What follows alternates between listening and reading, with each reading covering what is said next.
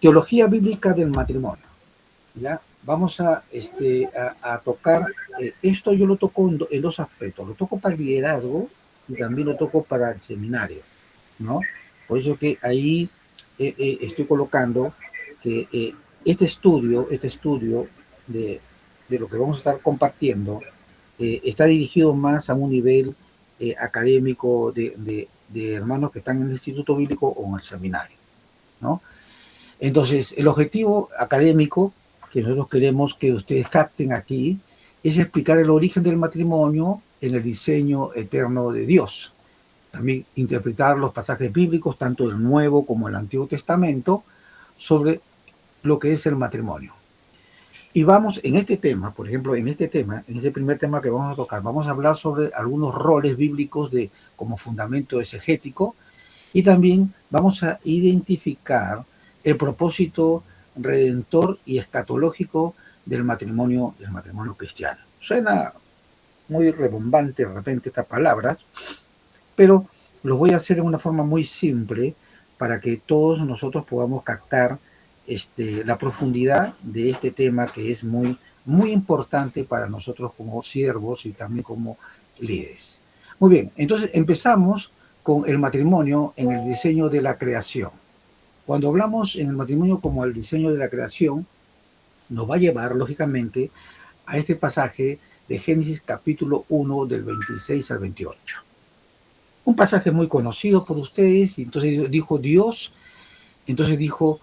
Dios, hagamos al hombre a nuestra imagen conforme a nuestra semejanza, señorees en los peces del mar, en las aves del cielo, en las bestias de toda la tierra y todo animal que se arrastra sobre la tierra. Y creó Dios al hombre a imagen de Dios lo creó, varón y hembra los creó, y los bendijo Dios y les dijo, fructificad y multiplicaos, llenad la tierra y subyugarla, y señoread en los peces del mar, en las aves de los cielos y en todas las bestias que se mueven en la tierra.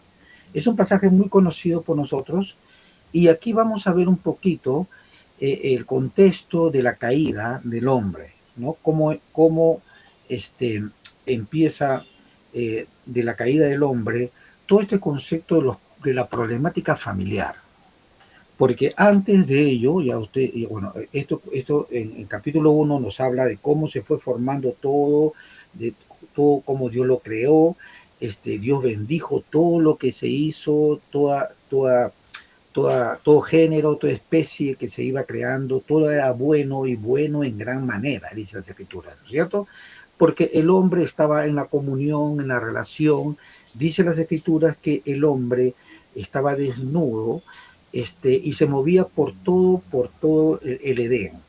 Y ya sabemos nosotros que esa palabra desnudez no solamente hablaba de la desnudez física, ¿no es cierto?, que era no tener ropa, sino hablaba de una desnudez mental, ¿no?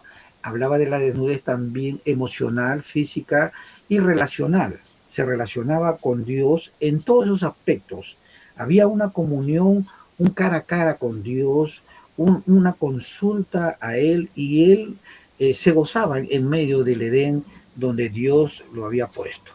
Y le dio la facultad al hombre para que el hombre le colocara nombres a toda especie, a todo animal, y el hombre se movía y cumplía esa función, y tanto a las parejas de los animales, y también hablaba de la multiplicación, hablaba de la fructificación, que era el plan de Dios, pero llega un punto donde el hombre realmente comienza a darse cuenta que a pesar que él tenía poder, porque Dios le había dado poder, dominio también, él era el mayordomo de todas las cosas que Dios le había dado, el hombre siente, al parecer, una soledad, porque eso es lo que nos dice las Escrituras, ¿no? Dios se da cuenta de todo ello y dice que no es bueno que el hombre que goza esté solo. Y vamos a ir viendo acá algunos análisis que creo que son muy interesantes, ¿no?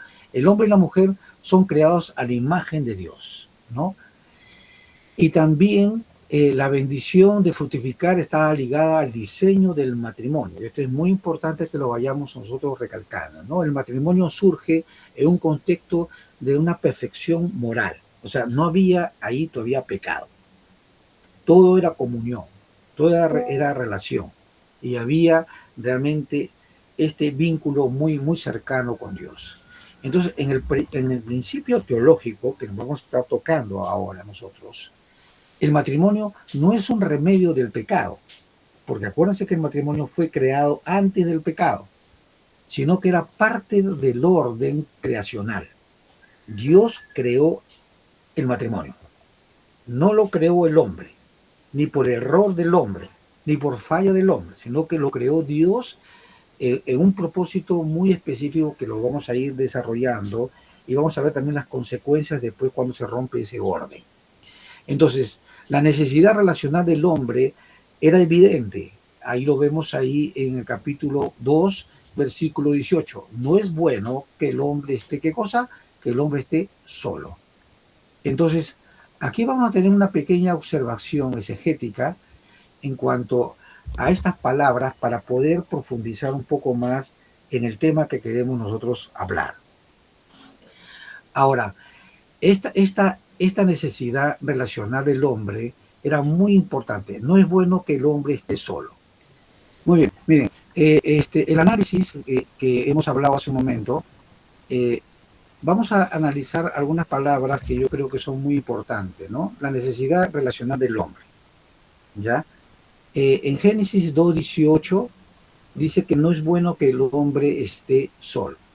El matrimonio como institución primordial en Génesis es algo importante que nosotros tenemos que tomar en cuenta. Esta institución del matrimonio ocurre en el punto culminante de la creación, queridos hermanos. Específicamente, ¿cuándo ocurre esto? En el día sexto del día. Tras haber formado al hombre a su imagen y había creado todas las cosas, y todas las cosas eran buenas en gran manera, crea al hombre a su imagen y semejanza, dice las Escrituras. Entonces Dios observa que no es bueno que el hombre esté solo, según lo hemos visto ahí en los versículos 18, ¿no es cierto? Dice, no es bueno que el hombre esté solo. Entonces, esa afirmación que no es bueno que el hombre esté solo, nosotros la podemos pasar por alto muchas veces. ¿Por qué dice Dios que no es bueno que el hombre esté solo? Si anteriormente, en los versículos anteriores, en toda la creación, y aún en la creación del hombre, es más, cuando el hombre es creado, recién Dios dice que es bueno en gran manera toda la creación. Amén. Entonces, al crear al hombre, se podría decir que era la pieza más importante en el plan de Dios, en la cual al crear al hombre dice, esto es bueno. No solamente lo que hemos creado, todas las especies, todos los géneros, sino que ahora al crear al hombre, esto es bueno en gran manera. Pero dice que cuando el hombre comienza ya sus funciones, a realizar las funciones dentro del medio del Edén, el hombre se encuentra en una situación de soledad. Entonces dice, ahí donde Dios dice no es bueno, o sea, teológicamente dice que en el relato de la creación lo califica que no es bueno. En un mundo que previamente había sido declarado bueno en gran manera, la soledad de Adán no representaba una falta de constitución individual, sino una insuficiencia para cumplir la misión divina de representar la pluralidad, en este caso, de la Trinidad en una unidad de amor. Entonces, no es que el hombre estaba fallado, sino que en el plan que Dios quería para la humanidad, Dios es un Dios trino, que se mueve en medio de la comunidad, Dios Padre, Dios Hijo, Dios Espíritu Santo. Y en la misma creación, tanto el Padre, el Hijo y el Espíritu Santo intervinieron en la creación. Amén. Entonces, en este plan supremo de Dios, cuando dice que no es bueno que el hombre esté solo, crea algo, Dios, no como un suplemento, sino va a crear algo, o alguien en este caso, para hablar un poquito, que tiene que ver este, con la imagen también de Dios. Qué pena que no podamos ver el PowerPoint porque acá yo grafico en algunas cosas. Este, no sé si a Paul le llegó el PowerPoint, querida hermana, no sé, consúltale. Eh, bueno, entonces en este plan supremo eh, yo grafico algunas cosas, ¿no? Vamos a hacer una observación exegética de esta palabra, no es bueno. Ya un poquito de análisis de esta palabra. La solución divina no fue crear otra tarea en el hombre. O sea, no dijo, bueno, acá le faltó una tarea más, entonces vamos a darle al hombre para que y se complete. No, no es una tarea la que necesitaba el hombre, sino lo que el hombre necesitaba era una persona, ¿entiendes? Y por eso que cuando crea a la persona, se le llama a esta persona ayuda idónea. Y mire, queridas hermanas, esto va a ser de mucha bendición para ustedes, queridos pastores y hermanos, porque esto es fundamental en el concepto que voy a compartir con ustedes. ¿Por qué es fundamental? Porque esta palabra ayuda idónea en el hebreo tiene una connotación muy importante que a veces se pasa por alto. El ser kenekdo, que es en el hebreo, tiene una connotación sumamente muy buena para este concepto de matrimonio. ¿Por qué? Porque esta palabra significa correspondencia, complemento, igualdad en dignidad.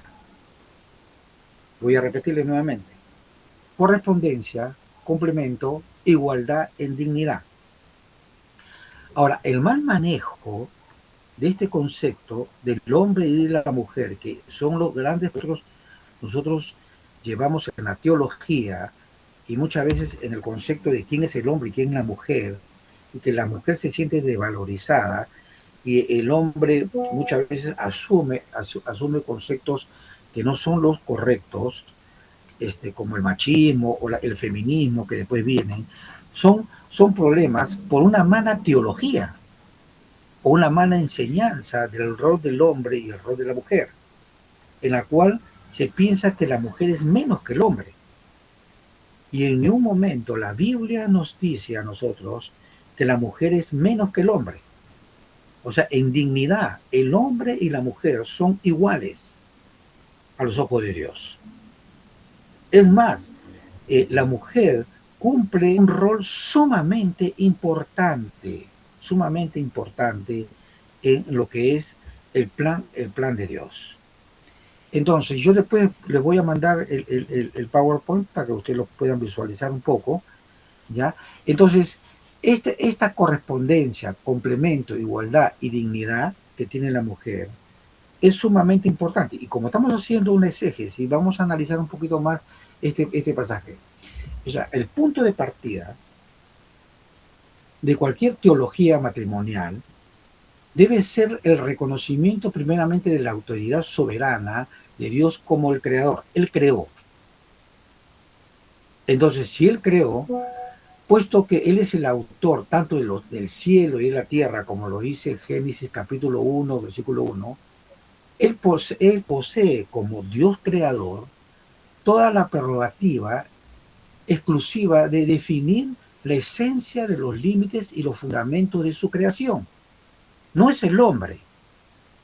No es que me gusta o no me gusta a mí.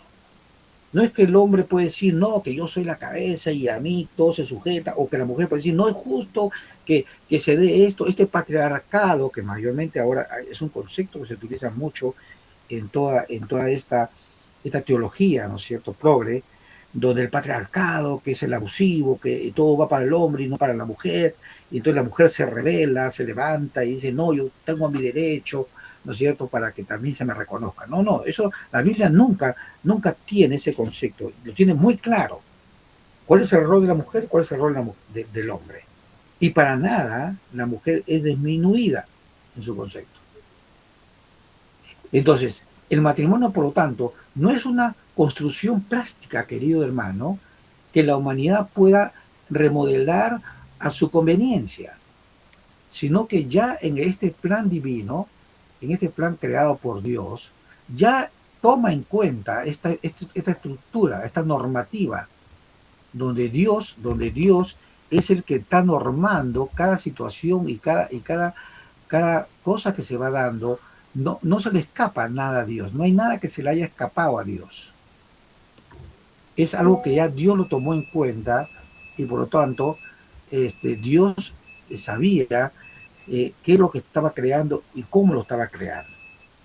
Y aún en el pecado del hombre, aún cuando el hombre se revela, no es que lo sorprenda a Dios, no es que Dios no tenía un plan B, vamos a poner así. El hombre sabía, Dios sabía que el hombre se podía equivocar. Es más, y Dios le advierte al hombre y a la mujer que si alguna vez ellos hicieran tal cosa, iban a sufrir una consecuencia. O sea que la consecuencia, ya Dios lo sabía también. Pero esto que a pesar que se rompe el diseño original, el matrimonio sigue siendo el matrimonio creado por Dios. Entonces, eh, ahora, acá hay una figura que yo se la voy a hablar a ustedes, una figura eh, de donde voy a explicar un poco de lo que es el ser kenegdo, ¿no es cierto? Que tiene que ver, y acá voy a ampliar un poco más este concepto del griego, que usted lo tiene ahí, creo, en su esto, pero acá yo lo tengo desarrollado, ¿no es cierto? Mira, la descripción de la mujer como ayuda idónea en Génesis 2:18 requiere un análisis lingüístico de los términos eser, kenegdo. La palabra eser se deriva de la raíz azar, que significa rodear, proteger o defender. Ese es el concepto de la palabra de origen, la raíz, la palabra azar, que viene de ser kenegdo, ¿no es cierto? ¿Qué significa? Rodear, proteger y defender. Eso cuando se habla de la palabra idónea, ¿ya? Que tenía esa función de rodear, proteger y defender. ¿A quién? Al hombre. ¿Entiendes? No, pero el hombre es el que defiende, el hombre es el que protege, sí. Pero para que puedas entender un poquito más gráfico esto, la mujer es el que te cuida la espalda. La mujer es la que ve lo que tú no ves. Y Dios le dio características a la mujer para que el hombre no meta la pata. Estamos hablando en este término coloquial. Para que el hombre, lo que no ve, la mujer lo pueda ver y le pueda advertir al hombre para que el hombre no se equivoque. Es fundamental notar que la mayoría de sus apariciones en el Antiguo Testamento de la palabra eser se usa para describir de cómo Dios, y acá este es recontra fundamental, hermano, para mí fue una bendición cuando estaba viendo este tema, cómo Dios realmente se muestra en su sabiduría de cómo esta palabra se va moviendo para... quiero que ustedes me acompañen, por ejemplo, en dos pasajes. El pasaje de Salmo 121, versículo 1 y 2, y Éxodo 18, 4. ¿Lo pueden buscar ahí, por favor? Si me acompañan rápido para poder ir avanzando en esto. Cuando se utiliza esta palabra,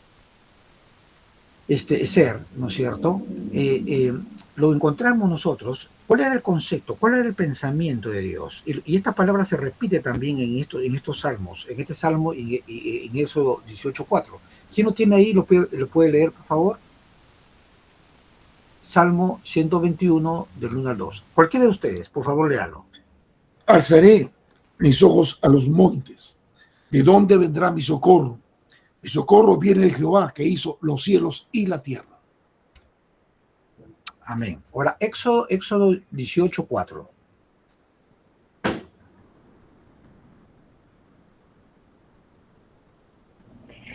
Amén. Dice, y el otro se llamaba Eliezer porque dijo, el Dios de mi padre me ayudó y me libró de la espada de Faraón. Muy bien. En estos dos conceptos que se utiliza esta palabra, ya para que ustedes puedan entender un poco, habla de una protección. ¿De dónde vendrá mi socorro? Mi socorro viene de Jehová que hizo los cielos y la tierra, ¿no? Es el primer pasaje que nosotros, ¿no? Ese socorro, esa ayuda que viene del cielo, ¿ya? Y también esa predestinación, si podríamos hablar así, de eso, de Éxodo 18, en la cual coloca el nombre al Hijo, dándole gracias porque Dios le había dado la victoria, lo había liberado del faraón, ¿no es cierto?, en algo que era sumamente imposible. Entonces, vemos a Moisés que le pone el nombre a su segundo hijo, le pone este nombre, ¿no? Dios me ha librado, Dios me ha protegido, Dios es el que me cuida. Este concepto que se refiere a Dios, cuando se transmite a la ayuda idónea, que es la mujer, ese deseo de Dios para proteger al hombre, se lo traslada a la mujer como ayuda idónea. Por eso que quiero que entiendas la importancia de la mujer en el concepto de la ayuda idónea. No es una persona que está ahí de adorno, no es una persona que solamente en emergencias te va a ayudar, no, ella está todo el tiempo y en todo momento, su función de ella es cuidarte, guardarte. Ahora, yo he puesto una figura aquí, y lamento que no se pueda ver, de un esqueleto, ¿ya? Y un hombre que se muestra más abajo también, donde se trasluce las costillas. Cuando nosotros vemos la palabra, hemos escuchado que la palabra dice, y tomó del hombre de la costilla, ¿no es cierto? Sí, que le tomó al hombre de la costilla. Y de la costilla creó, ¿qué cosa? Creó a la mujer, dice. Ahora, seguro ustedes han utilizado la ilustración de que la mujer no fue sacada de la cabeza y tampoco de los pies, sino de la costilla que está cerca del corazón de Dios, ¿no? Que es una ilustración que muchas veces lo hemos utilizado. Pero cuando tú haces el análisis de este pasaje, el exégesis de este pasaje, que tiene que ver con rodear, proteger y defender, ¿ya? La pregunta es, ¿por qué sacó de la costilla? Es la pregunta. ¿Por qué no sacó de otras partes del órgano? Ahora, este término nos da a nosotros el concepto más claro, de repente, de por qué lo sacó de la costilla. ¿Qué cosa representaba la costilla cuando uno ve la armadura del hombre en el cuerpo humano? Las costillas forman una armadura completa. Esa armadura completa sirve para algo, para proteger los órganos vitales. El corazón, todo lo que está alrededor, que son los órganos vitales, la costilla es la estructura que protege, que cuida, para que nada lo dañe. Claro, se puede romper una costilla, etcétera, etcétera, todo lo que tú quieras, pero protege a que no pase hasta los órganos vitales. Ahora, este concepto de rodear, de proteger, de defender, ahora sí tiene más sentido. Aquí en el Perú, a veces para referirse a una mujer le decía, esta es mi costilla, ¿no es cierto? Solamente por el término que se utilizaba en la Biblia, ¿no? Que sacó de la costilla. Pero entender este concepto de que la mujer tiene esa función de cuidar, defender lo más vital del hombre, nos lleva a otro nivel. Nos lleva a que realmente Dios en su creación, por eso que cuando Adán expresa el concepto, este es ahora carne de mi carne y hueso de mis huesos, Adán estaba entendiendo realmente esta función del cuidado, de la protección, de velar. Esa ayuda idónea no era simplemente un complemento, era algo vital que Dios creó en forma intencional. No fue un asunto que por ahí ya pues no se le dio, ¿no? Entonces, como ya hemos visto, cuando se habla de las montañas, los cielos y todo lo que Dios creó, y cuando se dice esto, que Dios es mi ayuda, porque el significado de Eliezer es Dios es mi ayuda, es el significado de Eliezer. Expresa la gratitud porque Dios lo libró de la espada del faraón, y entonces destaca esta intervención divina, ¿no?, de protección hacia Moisés. Asimismo, esta ayuda idónea tiene que ver también con la protección y la ayuda que le da, como se llama, la mujer al hombre. Por consiguiente, estoy hablando a favor de las mujeres en este momento. La mujer no es una asistente subordinada, sino un poder y un socorro vital que viene del cielo para rescatar al hombre de su soledad y permitir que la humanidad cumpla su propósito. Digan amén, hermanos. ¿No es cierto? Amén. No sé si nos gusta. Amén. Amén. Amén. Amén. Amén. Pero Amén. a la mujer creo que le va a caer muy... Amén. Amén. Muy bien. Entonces, este reflejo, mira, el término kenegdo, ¿cierto? En el griego, perdón, en el hebreo, refuerza esta paridad, traduciéndose literalmente como frente a él, o como una contraparte. O sea, el hombre y la mujer, en su plan supremo, ambos se necesitan. Sugiere una relación de espejo, si podríamos decir así. Hombre y mujer, los dos fueron creados para un propósito. Después vamos a hablar sobre los roles, que es otra cosa, ¿ya? Pero en dignidad, en importancia, en necesidad, el hombre y la mujer, cuando se miran en un espejo, los dos son iguales para los ojos de Dios. Alguien que está a su misma altura, que no lo complementa, o en ocasiones mira, que solamente no lo complementa, sino que sí lo complementa, pero también esta mujer, que es la ayuda idónea, lo va a confrontar para que para que su propio crecimiento espiritual se cumpla en la vida del hombre. Esta dualidad de la palabra Isha, por ejemplo, Ish, ¿no?, que es varón, y Isha, que es varona, lo subraya que ninguno de los dos está completo sin el otro. ¿Me entiende? Juntos forman una unidad que refleja el carácter de Dios para el hombre. Y es sumamente revelador y sumamente importante que tú, querido hermano, querida hermana, lo debes de entender y no pasarlo por alto. Es el carácter dado por Dios. Es la ayuda que Dios mandó del cielo para que el hombre no se encuentre, ¿qué cosa? No se encuentre solo. Amén. Muy bien. Amén. Entonces, volvamos nuevamente al Word, ¿cierto? ¿Ya? Ya les voy a pasar a ustedes este PowerPoint para que ustedes lo puedan tener ahí, si les puede ayudar en algo. Amén, ¿no? Entonces, implica correspondencia, complemento, igualdad en dignidad.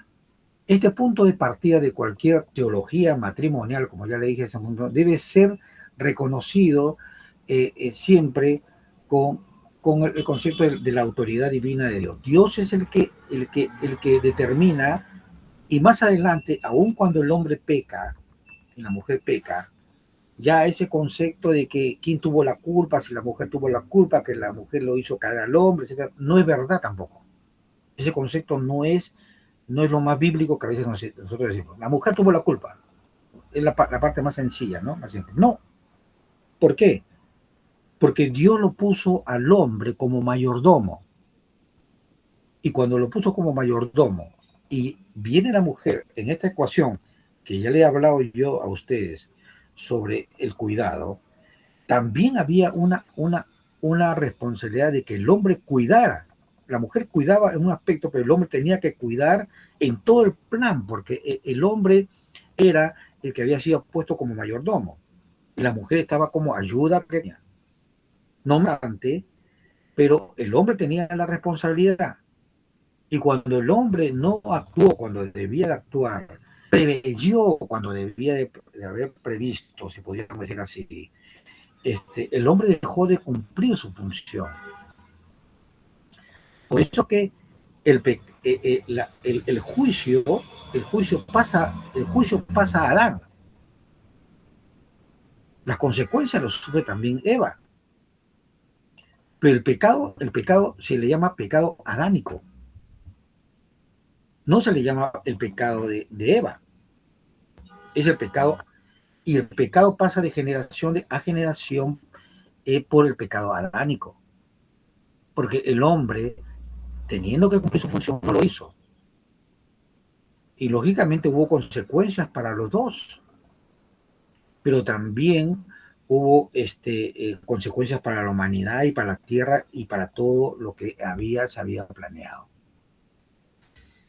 Amén, hermanos. Entonces, esto es algo que compartirles para que esto les quede a ustedes como un material que les puede ayudar mucho en cuanto a su desempeño y desarrollo. Muy bien. Ahora, vamos a hablar sobre el diseño, la distorsión del diseño. ¿Ya? ¿Cómo se distorsiona el diseño cuando ya entra el pecado?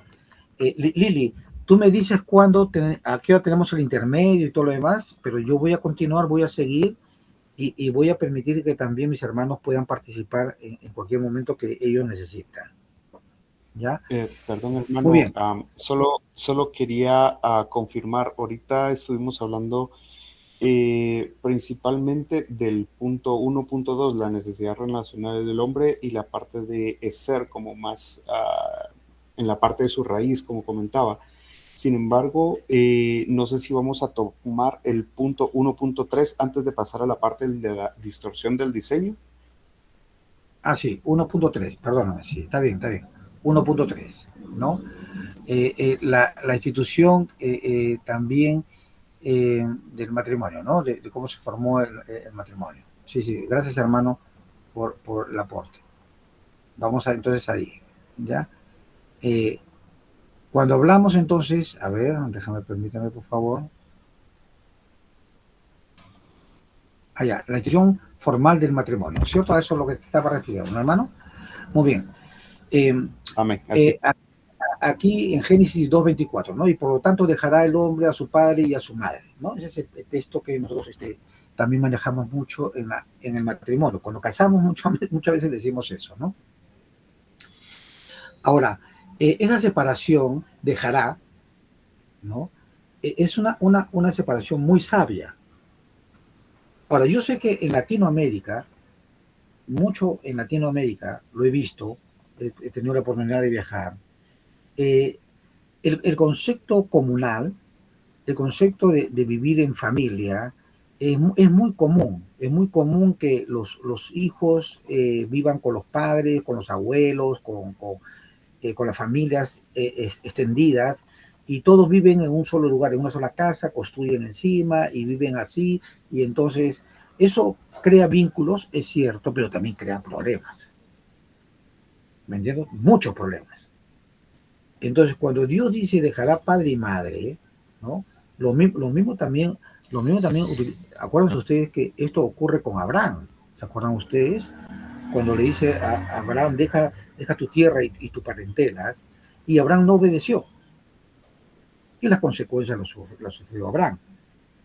Ahora, pero este pasaje, entonces dice, y dejará el hombre a su padre y a su madre, no es porque Dios quiere realmente separar a la familia, o sea, a la familia de origen, sino que en su sabiduría, estamos hablando de que Dios ya sabía que también el hombre, en su naturaleza caída, que más adelante ya lo vamos a ver en capítulo 3, ¿no? Dios ya había previsto de que el hombre debería formar una familia, otra familia, con sus vínculos, con sus errores y todas las cosas que forman una familia, pero debería de independizarse de la familia de origen para poder crecer. Entonces, cuando nosotros no hacemos eso, cuando la palabra dejará no lo tomamos en cuenta. Decimos, no, pero yo voy a vivir con mi mamá, voy a vivir con mi familia, nos queremos todos, nos comprendemos todo, ¿ya? Todos aquellos que somos casados y yo tengo 3 hijas mayores ya, ¿no? La menor tiene 35 años, la otra tiene 37, bueno, 30, 34, 36 y 38, que se llevan 2 años nada más ellas. Conozco de la problemática de cada una de ellas. El error sería yo pensar que mis hijos son iguales en todo y yo pongo una plantilla y los crío a ellos igual en todo. Y eso es un error. Porque mis 3 hijas, por ejemplo, tienen características especiales, carácter especial, tienen tendencias especiales, tienen también deseos especiales. Cada una por ejemplo, le gusta mucho la música, está estudiando musicoterapia, ¿no es cierto? La otra estudió, ¿cómo se llama? La literatura, ya terminó está terminando la carrera de literatura. La otra ya terminó la carrera de lo que es no solamente la parte relacional, sino filosofía, ¿no? En una de las universidades es profesora de las universidades aquí en la Católica, acá en Perú. Entonces, tú te das cuenta que la familia, a pesar que han sido criados en un mismo hogar, es diferente en su forma de ser. Y tú no puedes tratarlos a ellos todos por igual, sino que en eso cada uno de ellos son especiales. Y yo me he dado cuenta, porque tengo 3 mujeres, con mi esposa 4, ¿no es cierto?, que en este caso, en mi experiencia de tratar con las mujeres son muy especiales, hermano. Son una bendición. Amén.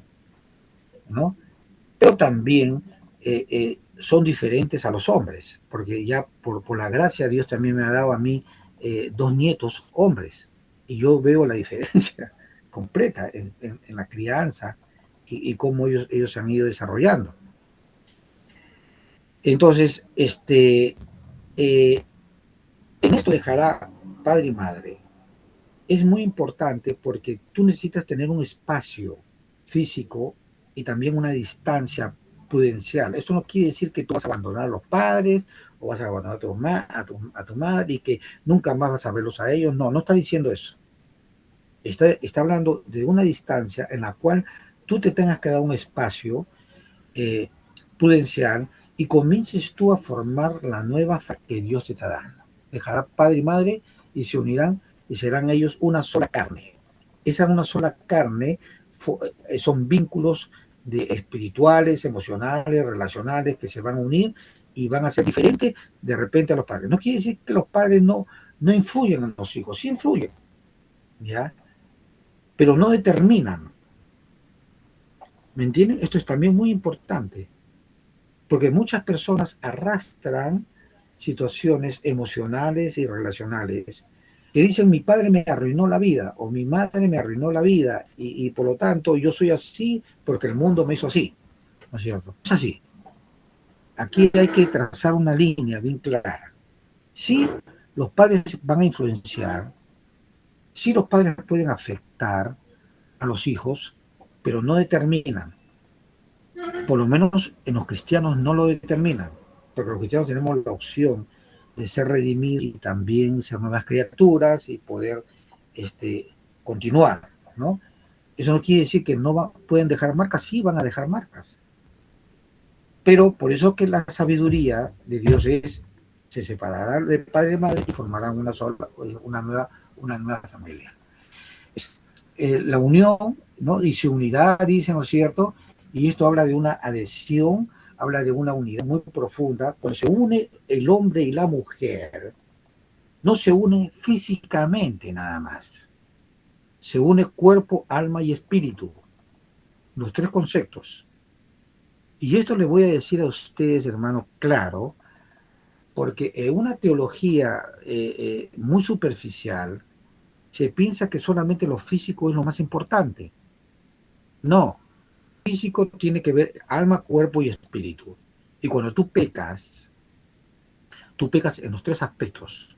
Cuando tú adulteras, se afecta tu cuerpo, tu alma y tu espíritu. Y entonces el asunto para el divorcio, por ejemplo, que es un tema que después lo vamos a estar hablando un poco más, el asunto del divorcio no es solamente físico. A veces las personas piensan que solamente es físico. No. En el asunto del divorcio tiene que ver la parte relacional, tiene que ver la parte psicológica, también mental, donde es afectado a las personas, y tiene que ver la parte física, lógicamente, porque es la unión en lo físico, cuando tú te unes con una persona sexualmente, entra la parte espiritual, entra un vínculo espiritual, serás una sola carne, y esa sola carne no es solamente carne, entra la parte espiritual, emocional, todo lo que el hombre y la mujer es. Por eso que la Biblia nos dice que si tú te unes a una prostituta, ¿no es cierto? No solamente te unes físicamente, sino que la parte espiritual, sea negativa o sea corrupta, también se te adhiere a ti. El pecado se te adhiere a ti también. Y por eso el hombre se pervierte en ese aspecto. Entonces hay que tener mucho cuidado cuando digamos que esa unión sexual solamente es física, sino no, involucra los otros aspectos del ser humano. La parte espiritual, la parte relacional, la parte emocional, todo eso involucra. ¿Ya?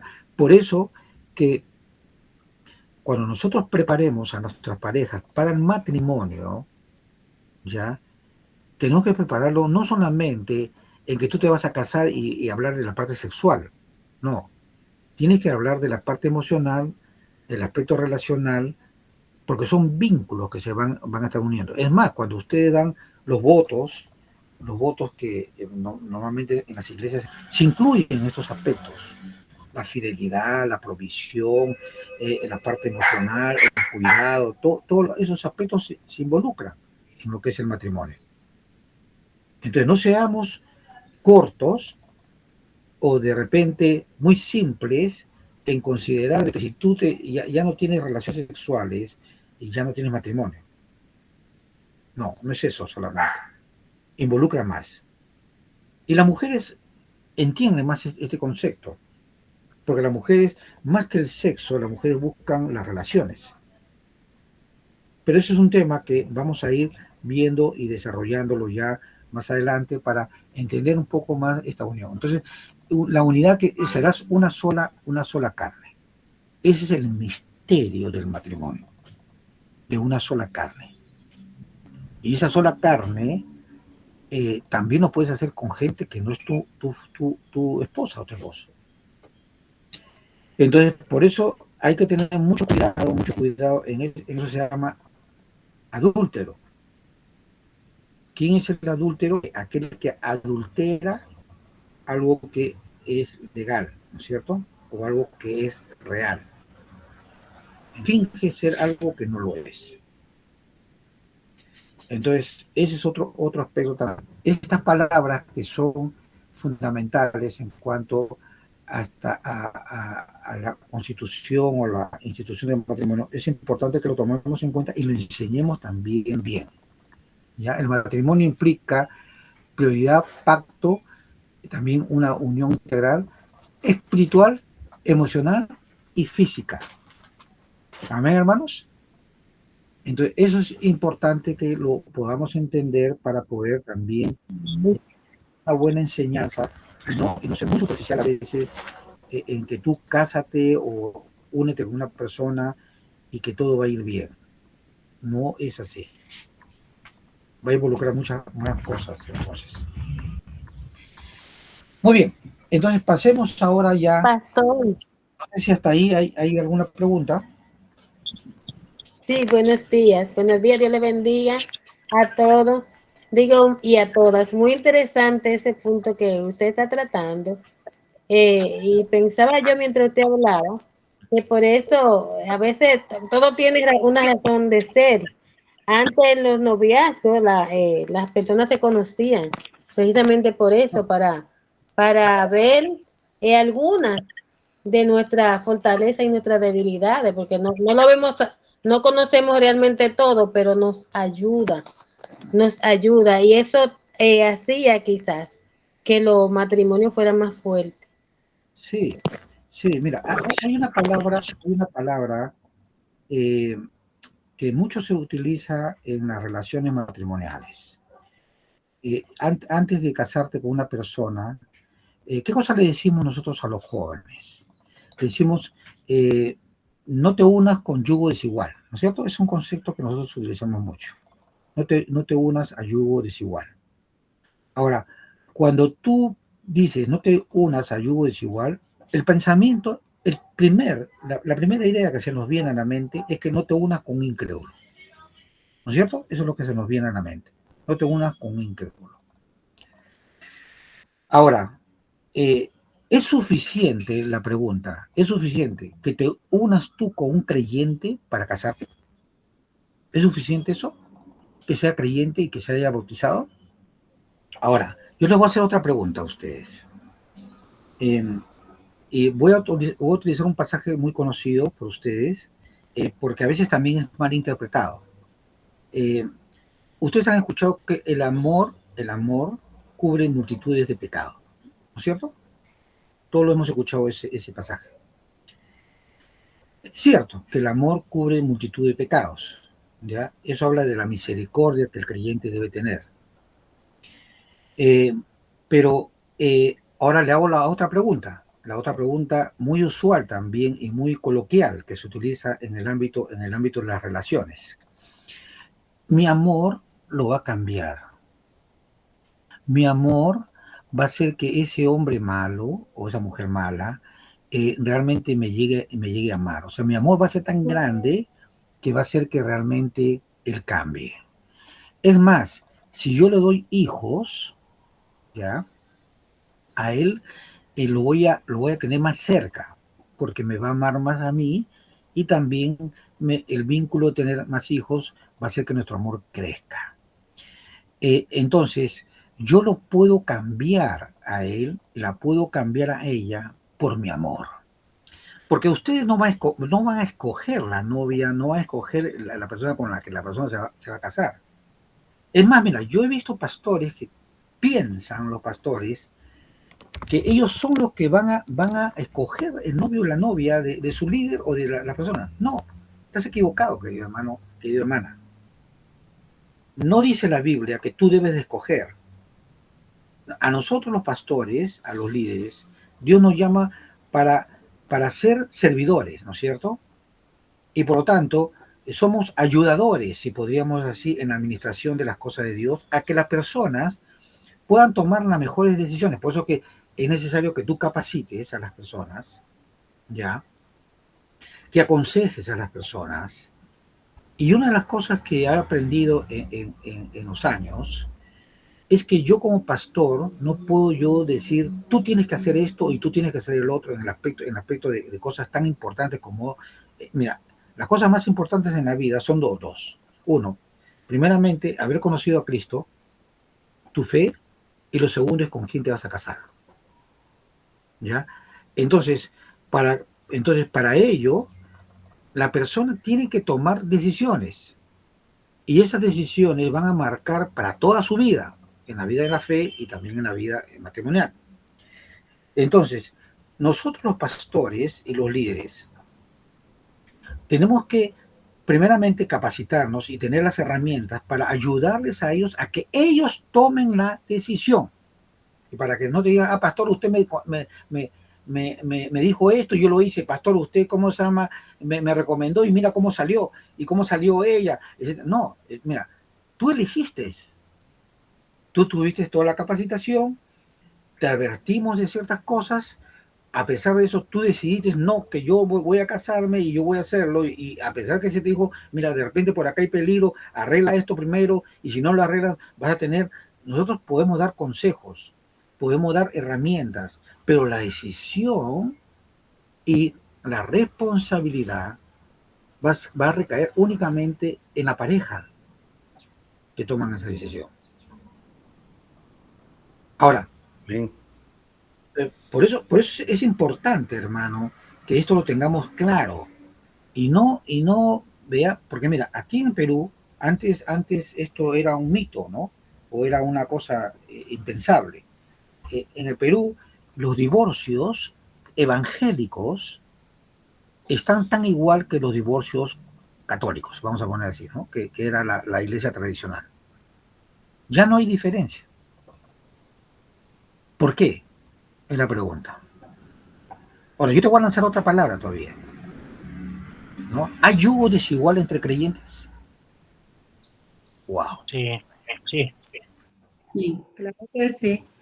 Sí, así es. ¿Ya ves? Están hablando las mujeres, ¿ah? Están hablando las mujeres. Tienen la oportunidad de hablar, hermana. Hay yugo desigual. ¿Hay yugo desigual o no hay? Sí lo hay. Y lo hay. Lo hay. ¿Entiendes? Y eso no se habla. Eso no se predica. ¿Por qué? ¿Por qué no se habla? ¿Por qué no se predica? ¿Por qué no se enseña eso? La parte emocional, hermano, una persona que psicológicamente no está bien te puede destruir la vida. Y puede destruir tu familia, hombre o mujer. ¿Ya? O una persona que no se sabe cómo relacionarse con los demás. Se pelea con la suegra, se pelea con el suegro, se pelea con el hermano, con la cuñada, se pelea con el perro, se pelea con el gato, con todo el mundo se pelea. O sea, no se sabe relacionar. Y te arrastra a ti porque tú estás metido en ello también. Entonces, por eso que yo te digo, no es solamente que yo sea cristiano. Mira, yo llevaba un curso en una universidad que ahora estoy postulando una maestría, ¿no? Y se inició hace unos años con un evento muy grande de psicólogos cristianos, ¿no?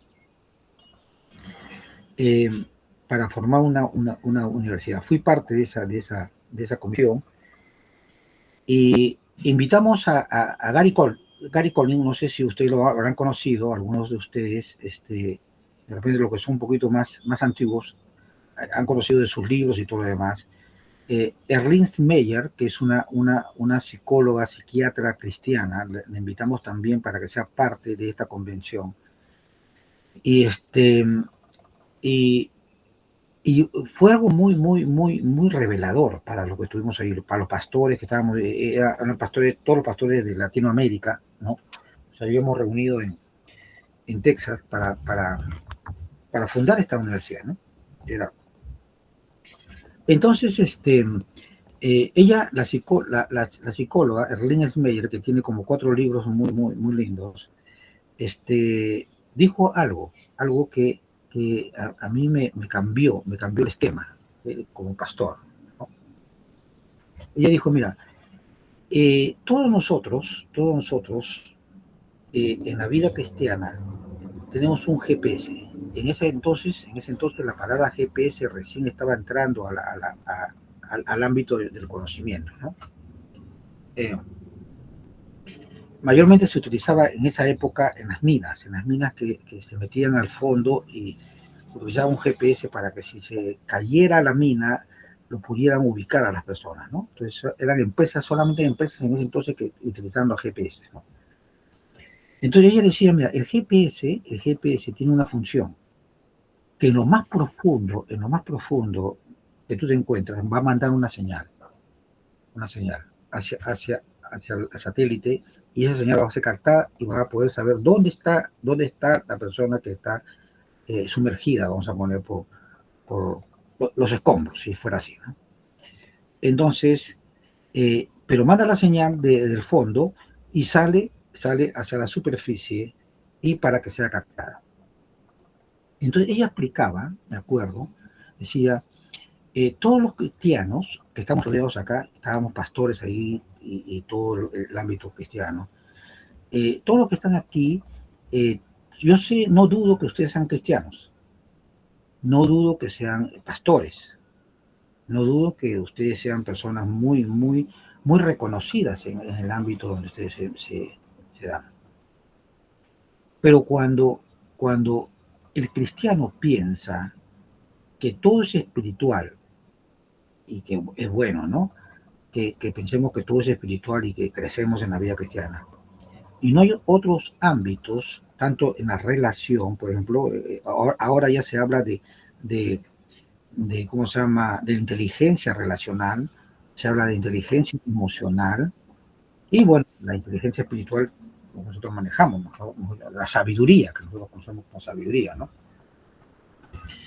Entonces dice, hay cristianos y hay pastores que vienen a mi consultorio, decía ella, ¿cierto?, que tienen problemas con sus hijos, con sus esposas, y que tienen problemas con las iglesias. Y yo me doy cuenta que hay un denominador ahí, que hay situaciones del pasado que ellos no han resuelto. Y se metieron al ministerio con problemas no resueltos, emocionales, con los padres, con un trauma, con una violación, etcétera, etcétera, y que nunca lo hablaron, nunca lo sacaron, nunca lo expresaron. Y por lo tanto, ese problema que ellos tienen guardado les manda una señal de su niñez, mira, decían, de su niñez que pasaron el trauma, la situación, les manda una señal hacia el futuro, hacia lo que ahora son. Y muchos de los problemas que tienen estos hombres, pastores, mujeres y todo lo demás, no es un problema espiritual, es un problema emocional, no resuelto. Y mientras tú no lleves a Cristo, decía ella, ¿no? Y escribe eso, tiene 3, 4 libros que habla sobre eso. A ese niño que se quedó en el pasado, que tú no lo confieses y que tú no lo hables por vergüenza o por tantas cosas que uno se da, siempre te va a estar afectando en tu vida y en tus relaciones.